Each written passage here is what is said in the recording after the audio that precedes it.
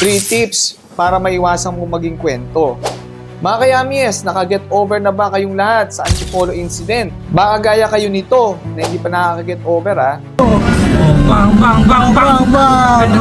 Ito ang tips para maiwasan mong maging kamote sa kalsada at para hindi ka maging kwento. Una, laging mag-mirror check. Bago mag-turn or mag-change lane, siguraduhin tinitignan mo ang mga side mirror at blind spot para makita mo kung may motor na malapit na sa'yo o maharurot. Para syempre, mabigyan mo ng daan yung mga maharurot. Malay mo, kayamies, nagmamadali yan. Malay mo, natatain na yan. Kaya maharurot. Pangalawa, magbigay ng spasyo. Kapag may motor sa paligid mo, magbigay ka ng sapat na distansya. Huwag kang siksik ng siksik at laging mag-iingat sa mga biglaang nag-o-overtake sa'yo. Giligid kita ko nito munti, Fortuner. At pangatlo, sumunod sa traffic rules.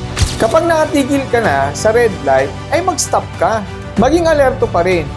Minsan, ang mga kamote riders na posibleng maging kwento, ay dumidiretso pa yan kahit na naka-red light na yung traffic light.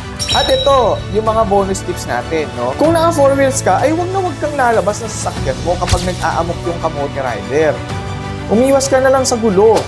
Mas okay pa na masira yung sasakyan mo ng konti kesa naman pairalin mo yung init ng ulo mo at baka mapano ka pa at makapanakit ka pa ng kapwa mo. Hayaan mo na silang manalo dyan sa away na yan. Kasi baka bandang huli, pagsisihan mo din, lalo na kapag ginawa mo silang kwento. Tsaka syempre, sa mga riders, bawasan nyo rin kasi yung angas nyo at paghahabol ng away sa kalsada kasi baka mamaya kargado yan gaya nitong nangyari nga sa Antipolo. Tapos pinagtulungan pa.